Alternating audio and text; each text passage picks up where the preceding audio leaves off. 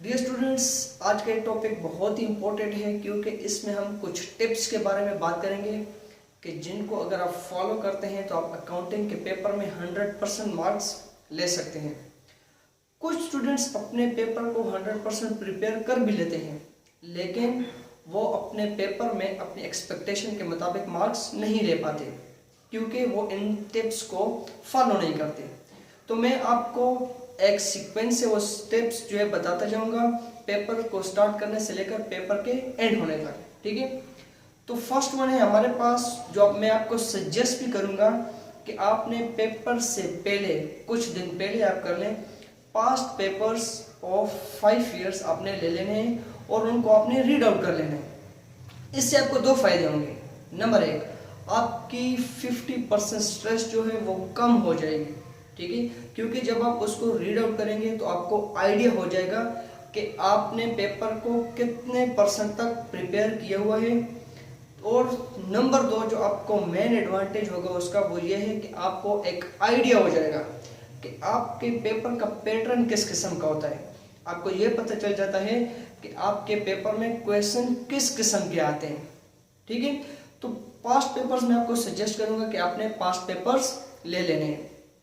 Second है हमारे पास यहाँ पर टाइम मैनेज।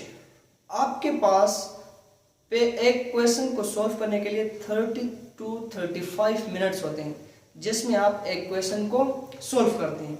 ठीक है, 5 लॉन्ग क्वेश्चन होते हैं आपके पास जिसमें आपने हर क्वेश्चन को 30-35 मिनट्स देने होते हैं। अगर आप एक क्वेश्चन को 30 to 35 मिनट्स में सॉल्व नहीं करते, उससे टाइम को एक्सीड कर देते हैं, तो आप जो नेक्स्ट क्वेश्चन है उसका टाइम अपने पास ले रहे हैं। ठीक है, तो इसी तरह अगर आप चलते जाएंगे, एक क्वेश्चन में 40-45 मिनट्स लेंगे, तो आखिरी क्वेश्चन जब आप सॉल्व करेंगे तो आपके पास टोटली 10 या 15 मिनट्स बच जाएंगे।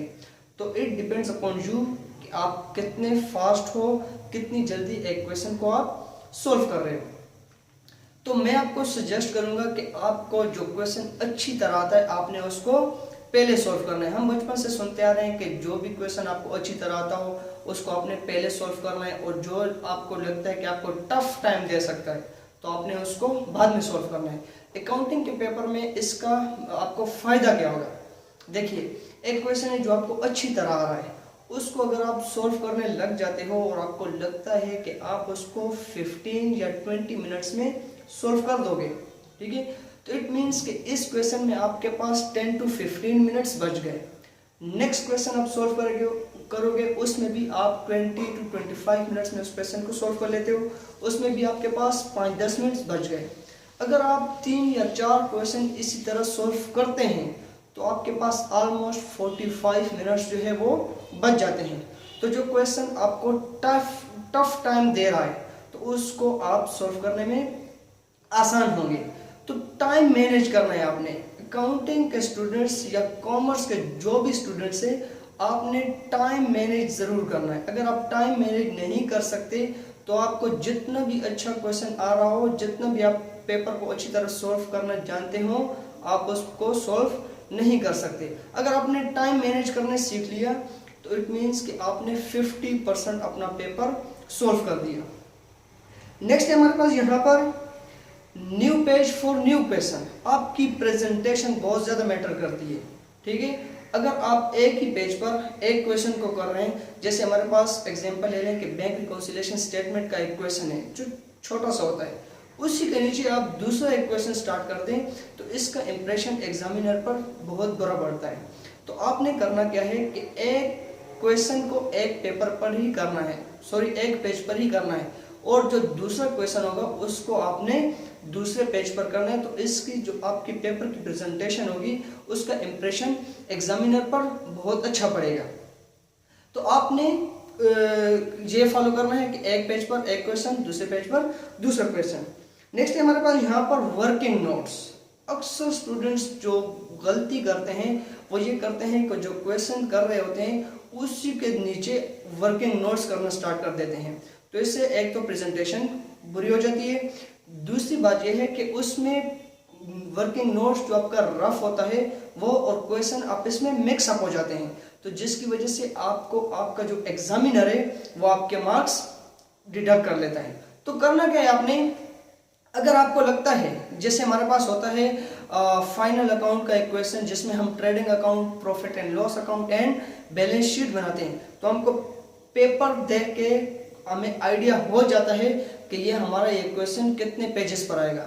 उन पेजेस को छोड़कर आपने एक हेडिंग देनी होती है वर्किंग नोट्स, उसके नीचे आपने वर्किंग नोट्स करनी है एक। या आप इस तरह करें कि पेपर जो आपको शीट दी जाती है उसके एंड में, एंड वाले पेजेस जो होते हैं वहां पर आपने मेंशन कर देना है वर्किंग नोट्स, और वहां पर आपने जो भी वर्किंग नोट्स करनी है वो वहां पर करें।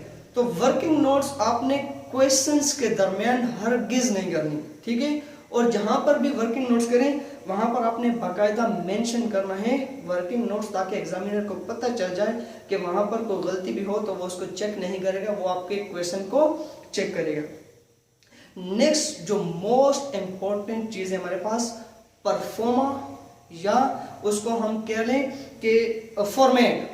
जैसे हम अगर फाइनल अकाउंट का क्वेश्चन सॉल्व कर रहे हैं तो सबसे पहले हम वहां पर देखते हैं ट्रेडिंग अकाउंट, उसके बाद profit and loss account and then balance sheet. तो उसका जो परफॉर्मा होता है जिसमें सबसे पहले हमारे पास होती है date, details, rupees, debit, credit, whatever, ठीक है। तो आपने इन चीजों का बड़ा ख्याल करना है। आपने जो भी लाइनें लगानी है वो हाथ के साथ डायरेक्टली कभी नहीं लगानी, आपने यूज करना है स्केल को यूज करें, तो उससे आपका परफॉर्मेंस जो है वो नीट एंड क्लीन आएगा। लेट्स सपोज एक क्वेश्चन है जिसकी आपको समझ ही नहीं आ रही, आपको पता ही नहीं है कि ये क्वेश्चन मैंने कैसे सॉल्व करना है, लेकिन आपको परफॉर्मा आता है उसका, ठीक है। तो आपने उसका जस्ट परफॉर्मा भी अगर बना लिया तो वो आपको 5 मार्क्स देगा। हमेशा याद रखिए कि आपका जो परफॉर्मा होता है, ठीक है, या उसका जो फॉर्मेट होता है क्वेश्चन का, उसका वो आपको 5 मार्क्स अलग से देता है। तो आपने किसी भी क्वेश्चन को हरगिज इस तरह बगैर परफॉर्मे के नहीं छोड़ना। अगर आपको कोई क्वेश्चन नहीं भी आता तो तब भी आपने उसका परफॉर्मा बना लेना है, ठीक है।